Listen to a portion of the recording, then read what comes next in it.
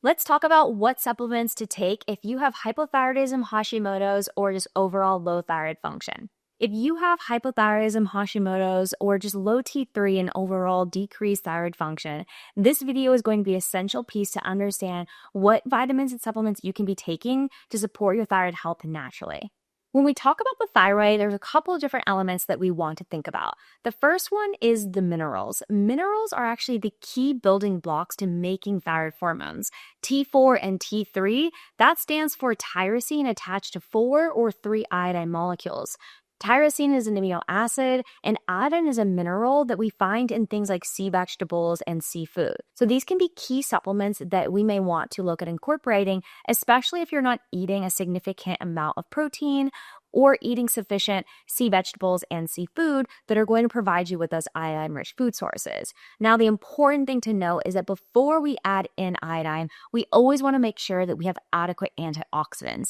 And that leads us to our second category of thyroid supportive supplements, antioxidants.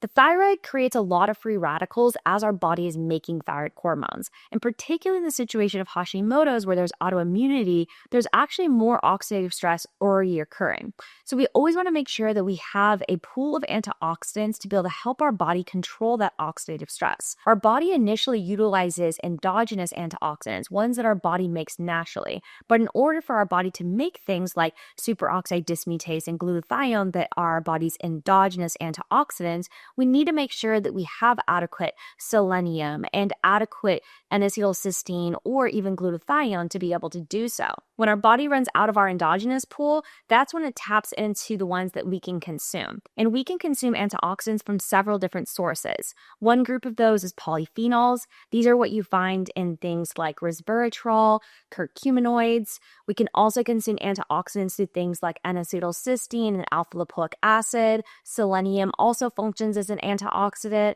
as does molybdenum. So these can be supplements that we can look at incorporating. In addition to these different antioxidants that can also function as minerals, such as selenium, manganese, and molybdenum, I also mentioned iodine being a critical one. In addition to that, there's other minerals that are key to the thyroid, such as ones like iron and zinc and magnesium. They help our body make thyroid hormones and convert those thyroid hormones over. I have an entire YouTube video where I dive into just the role that minerals play in thyroid function, which is a great follow-up option. But these can all be supplements that we can incorporate into the mix to help give our body more of those building blocks to make more thyroid hormones. My supplement, Mineral Magic, was specifically developed for this to provide you a wide variety of these different minerals that your thyroid needs in the chelated or easily absorbable form. They're all in the right ratios to make sure that we're not in excess or creating deficiency, as sometimes when we supplement with minerals, we have to be careful that it can cause deficiencies in other minerals. There's one reason why in Mineral Magic you'll not find any iron, and that's because Mineral Magic does have a couple 100 milligrams of calcium. So if you know that you also need iron, this would be something to look at supplementing outside of Mineral Magic as a separate supplement at a different time of day to ensure you have adequate iron to be able to help with the additional thyroid support. So we've got minerals that we've talked about, we've got antioxidants, and we have that amino acid tyrosine. In addition to this, incorporating anti-inflammatories like omega-3 fatty acids is really key to helping regulate inflammation, which is a key piece to helping with that T4 to T3 conversion. Remember that T3 is an active usable form of thyroid hormone.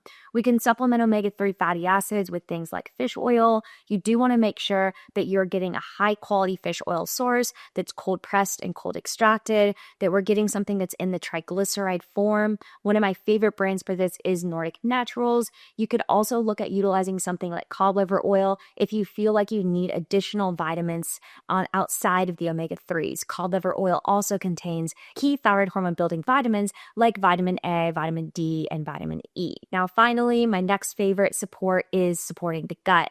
The gut is a key piece to helping with thyroid hormone function. One of those key pieces, especially if you have Hashimoto's, the autoimmune version of low thyroid function, is supporting leaky gut. We know that leaky gut is one of 3 main triggers of autoimmune diseases like Hashimoto's. So when we have Hashimoto's, we want to try to heal and seal that gut lining. We're exposed to things that can create this leaky gut environment all day, every day. Things like alcohol and stress and glyphosate, which is found in a lot of our grains and chickpeas, for example, as well as gluten, can all create more of this permeability with our gut, which drives this leaky gut scenario. So we've specially formulated a different supplement called Gutsooth for this, which contains demulcents like aloe vera and marshmallow root, as well as L-glutamine, to be able to help calm the inflammation in the gut and help heal and seal that gut lining so that you can heal from this leaky gut environment and create a really healthy intestinal lining. I personally like to utilize it for a short period of time initially if someone is dealing with leaky gut symptoms such as food sensitivities, skin issues, and other digestive issues, and then use it on an as-need basis whenever maybe you are exposed to an increased amount of things like glyphosate, gluten, alcohol, or stress. Finally, electrolytes. Electrolytes are a key piece to regulating our thyroid function, mainly through their role that they have on stress hormones. Stress hormones like cortisol are key to helping support thyroid hormone function. When our body makes too much cortisol, it actually causes deactivation of that T4 to T3 conversion. So we want to make sure that we have enough electrolytes to be able to help support our adrenal glands and help support the stress hormone function. Electrolytes are also some minerals. The key electrolytes that we're thinking about here are sodium, potassium, and chloride. Sodium is key to helping control the amount of cortisol that our body produces, and potassium actually helps sensitize our thyroid cells to thyroid hormones. Essentially, it helps those thyroid hormones that we make actually work more effectively. So we want to make sure that we're not in a deficiency of either of these minerals. Sodium is found in table salt. I ideally recommend utilizing a unrefined sea salt. My personal favorite brand is Zera Salt. It is also microplastic free. Then you can also utilize things like sea kelp or seaweed flakes to be able to help provide that iodine source. And this also gives you a little bit of sodium too. For potassium, you can look at finding this through food sources. Avocados contain a few hundred milligrams. Coconut water is another rich source. And you can also get potassium in a more concentrated form through something like a cream of tartar powder if you want to make your own electrolyte beverage. There are other electrolyte pre-made brands on the market. There's so many, too many to name in this video, but that could be another follow-up video that maybe we'll explore to talk through some of those electrolyte options and how to navigate which might be best for you. It's important to note that each of these different electrolyte options that's on the market provides different benefits. So sometimes there's benefit to utilizing a higher sodium one, such as after exercise or when your body's in a more stressed state. And then there's advantages to using a higher potassium one, such as in the situation where you're dealing with fluid retention, you're going on a long flight, or maybe you're about to start your period if you're a cycling woman. So I hope you can see that there are some nuances within this, but making sure that you at least have a baseline, especially if we're not consuming a lot of these things through our diet, of adequate amino acids like tyrosine, adequate minerals, adequate antioxidants and anti-inflammatories like omega-3 fatty acids, as well as gut support, particularly leaky gut support, and finally, electrolytes. Those are your top 5 categories of supplements to focus on. And if you want to check out our Mineral Magic and Gutsooth supplement, I'm going to link to those below so that you can explore these formulas for yourself. And if you love this video and you want to see more videos like this, please be sure to hit the bell to subscribe to my channel so you'll be the first to know when I release a new video.